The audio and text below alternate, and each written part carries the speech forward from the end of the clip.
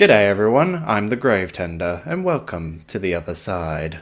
Whenever it comes to video games, I've always tried to judge them based on their own merits, rather than if they're similar to an already established IP. Personally, I hate it whenever someone criticizes a game because it's too similar to another game, rather than simply critiquing what works and what doesn't work for it. I say this because in the case of this game, it'd be impossible to ignore where Ubisoft drew their inspiration from. But when you also consider the success of their inspiration, it's hardly a surprise that they would take elements from it for their own game. Every now and then a game comes along that establishes itself for being so damn polarizing that everyone can't help but draw inspiration from it for their own games. In 2017, the latest entry in the Legend of Zelda franchise, Breath of the Wild, emerged with stellar gameplay and an open world that drew people in and refused to let them go. Yet again, Nintendo had created a top-tier entry in one of their longest franchises. So it was hardly a surprise that many major studios would take what made Breath of the Wild work and put their own spin on it, hoping to cash in on Nintendo's success and possibly create some new IPs as a result.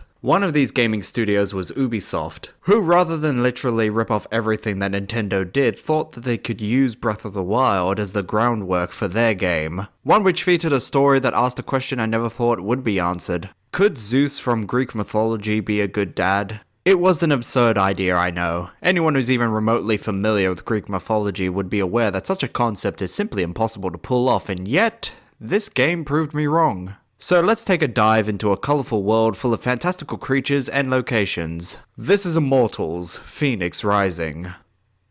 Taking place on the Golden Isle, an island created for the gods of Greek mythology, the monstrous Typhon has escaped his prison, seeking vengeance upon the Olympians for keeping him chained for eons in the depths of Tartarus. Now, he's stolen their powers and robbed them of their godly essence, leaving the world practically defenseless. So out of desperation, Zeus, the king of the gods, meets with Prometheus and requests his aid in the battle against Typhon. But Prometheus instead makes a wager with Zeus that if Typhon can be beaten by Immortal, then he will be freed from his own imprisonment. With no other options, Zeus agrees and Prometheus uses his powers of foresight to tell the story of Fenyx, a young woman who at that very moment had washed ashore on the Golden Isle only to find her brother and all the other mortals turned to stone. So she sets off, searching for answers, discovering a myriad of different weapons and gear along the way before stumbling upon Hermes, the messenger god. He informs her that Typhon seeks to break down the barrier between the mortal realm and Tartarus, reforming the world in his own image. Determined to stop Typhon and save humanity, Fenyx agrees to venture out into the Golden Isle to restore the deposed Olympian gods. It would be a long journey and Fenyx would encounter a myriad of different monsters, gods, and other creatures, all the while learning more about herself with every step and helping the once powerful gods rediscover what makes each one of them unique. Meanwhile, every step you take is being narrated by Prometheus, while Zeus is constantly commenting on Fenyx's actions. Having both of these deities talking about what you're doing in-game can be a little annoying at first, but in the context of the story, it's integral to how things play out. Since Zeus and Prometheus aren't physically present for most of the game, having the two of them be active observers throughout your story allows them to maintain a constant presence in the narrative, while also allowing the story to maintain a lighthearted tone due to their constant bickering.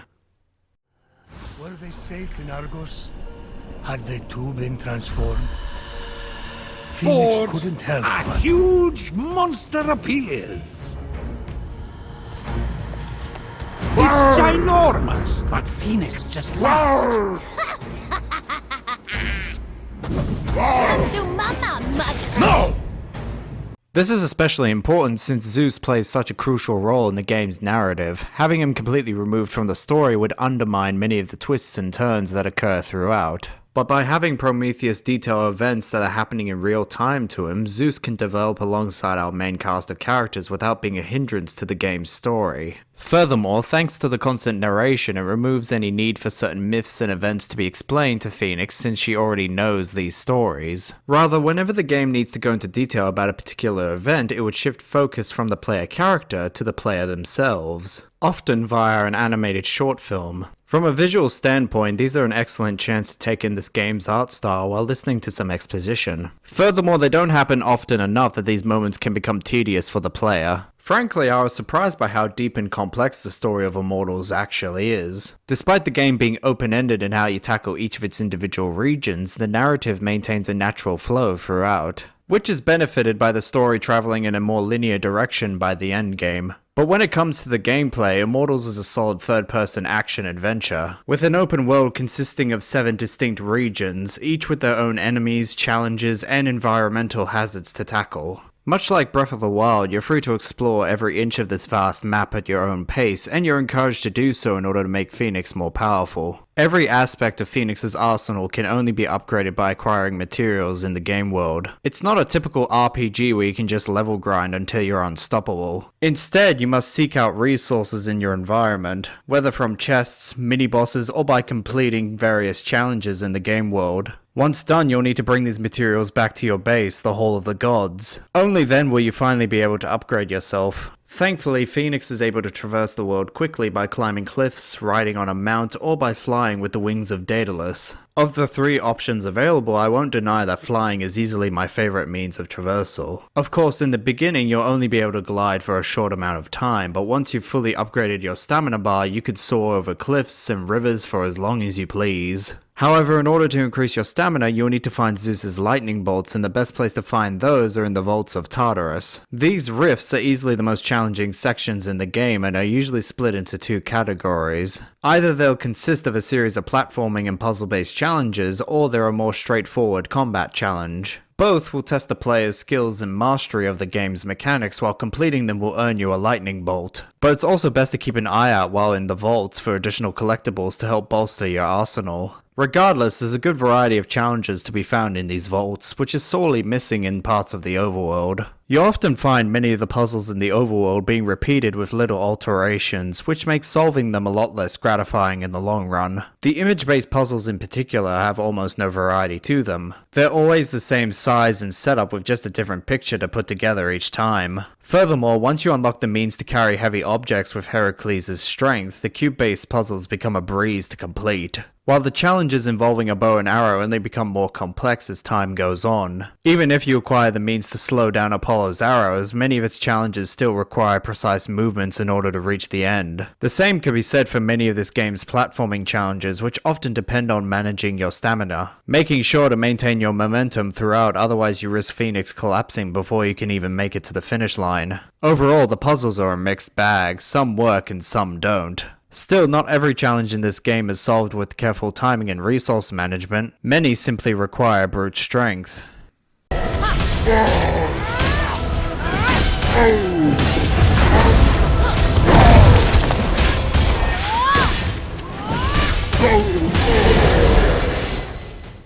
The Golden Isle is populated with a myriad of different enemies, all inspired by monsters from Greek mythology. To take them on, you'll need a thorough understanding of the game's combat, which is thankfully quite simplistic. There are 3 primary weapons for you to use in combat. The sword, which attacks fast but has a low damage output, the axe, which is slow but its damage output is much higher, and the bow, which is best for dealing damage from a distance. Together, these 3 weapons form the basic mechanics of Immortal's combat, but things become more complicated once you employ Fenyx's godly powers. In combat, these special moves primarily serve as a means to deal large amounts of damage fast and to multiple opponents at once. But when used right, they can also drastically alter the flow of combat. For instance, Ares' Wrath summons a group of spears from the ground, which, while damaging enemies, also lifts them up into the air. This, in conjunction with Fenyx's maneuverability while in the air, allows her to effectively stun lock enemies. If timed right, you could easily use this one move to wipe out an entire group of enemies before they've even touched the ground. However, much like traversing the environment, each of these godly powers requires stamina in order to use. Thankfully, you can acquire stamina by dealing damage to your enemies, but if you're desperate and need to regain energy immediately, then Fenyx can consume a stamina potion. This is also the case if you're low on health or need to boost Fenyx's defenses and power.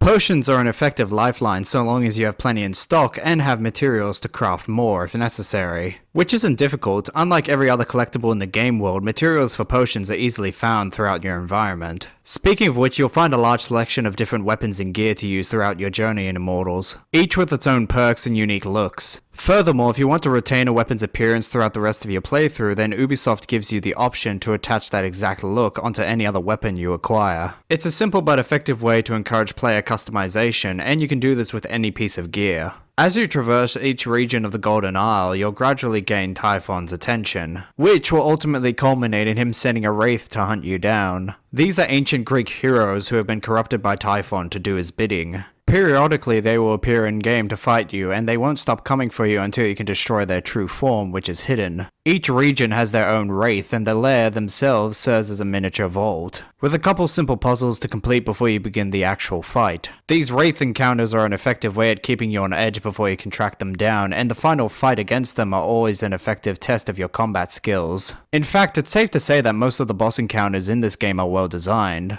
Most of them usually have a unique design or gimmick employed with them. This helps keeps the fights fresh. Plus, it's always fun to defeat a legend from Greek mythology. While the mini-bosses tend to suffer from constantly having their designs and gameplay mechanics repeated throughout the game, I understand that Ubisoft wanted to help validate their massive open world by stuffing it with as many enemies and collectibles as possible, but it can be quite difficult at times to stay invested in the action when you keep finding the same enemies and puzzle designs throughout your game world. This seems to be a reoccurring issue with many of Ubisoft's more recent open world games. Although I do believe that Immortals has worked harder to justify its ridiculous size and scope. While the overworld may struggle at times, the numerous vaults and challenges that can be found throughout are more than deserving of your time. Although I wouldn't blame people if they suffered from gaming fatigue after playing Immortals, especially when taking the DLC into account.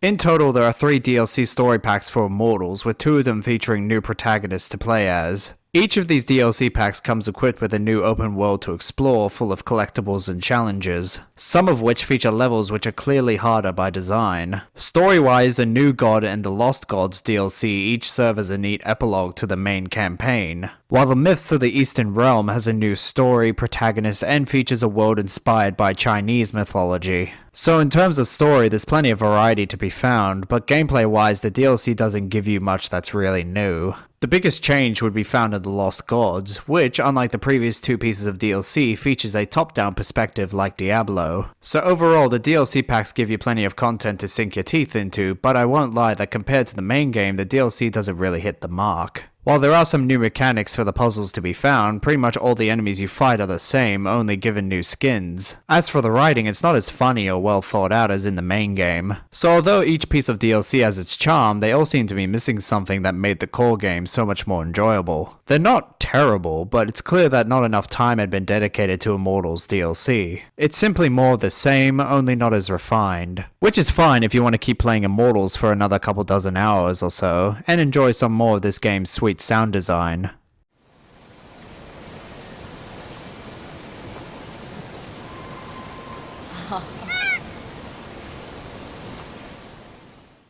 The world of Immortals is one deeply entrenched in fantasy, so it only fits that the sounds present in this game world are both realistic and unnatural. From the screeches of harpies flying in the sky to the sheer force of metals slamming against each other. But there are also simpler sounds which help give the Golden Isle a sense of normalcy. These, in conjunction with the fantastical elements, all combine to create an orchestra that would be unheard of in more realistic games. Yet it is still a symphony of natural sounds, one that resonates perfectly against this breathtaking landscape.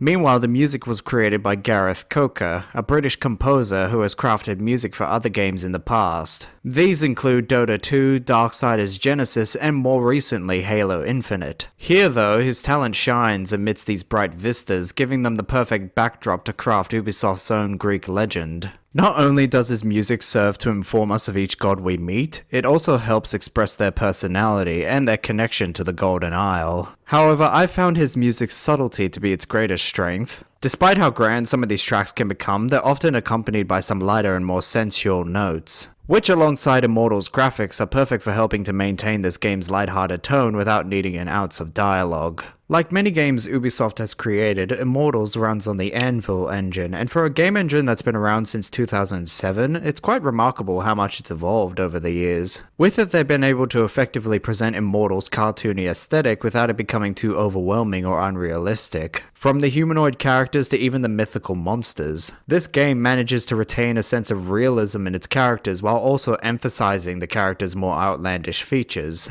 All the while, the Anvil engine is able to perfectly render this striking world without any noticeable flaws in its design. Whether from a distance or up close, the Golden Isle is simply gorgeous. It's a land that's been separated into 7 regions and none of them feel too distant from one another. It's clear that the developers put a lot of work into making each area of this game world look good in its own way. Each region has its own particular style to it, which clearly emulates the gods who occupy it. Aphrodite's, for example, is lush and idyllic with pink trees and fields of swaying green grass, while Ares' land is an inhospitable desert full of ancient war machines and ruined castles. On their own, these lands are vastly different, but they have enough similarities to the other areas on the island that they could be considered a natural part of the landmass, which when compared to the hellish and unnatural vaults of Tartarus allow for easy distinction between the overworld and the numerous vaults that lay hidden throughout the Golden Isle. The only time this game's graphics show any noticeable flaws are in some of the character models, and that's only apparent whenever the camera lingers too close to them. Furthermore, many of the animations that are used during the dialogue do get repeated throughout the game, but that's hardly a deal breaker.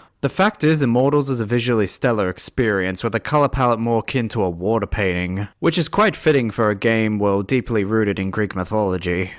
Much like Zelda Breath of the Wild, Immortals features a vast open world with a clear emphasis on puzzle solving and maintaining your stamina. However, when you take a step back and look at the game as a whole, it manages to do enough to separate itself from its inspiration that it can easily be seen as its own game. Sure, there may be too many collectibles to find and certain challenges do get repeated, but the story is hilariously compelling and the combat has enough complexities to stop it from being a straight up hack and slash. Furthermore, it's just fun to fly around the Golden Isle with your own personal Fenyx traveling alongside you. In short, Immortals Fenyx Rising might not be perfect, but it's still a charming Greek epic full of color and action-packed combat. Anyway, that's all the time we have for today. I'm the Grave Tender, and thank you for joining me on the other side. Please consider subscribing, and I hope you all have a nice day.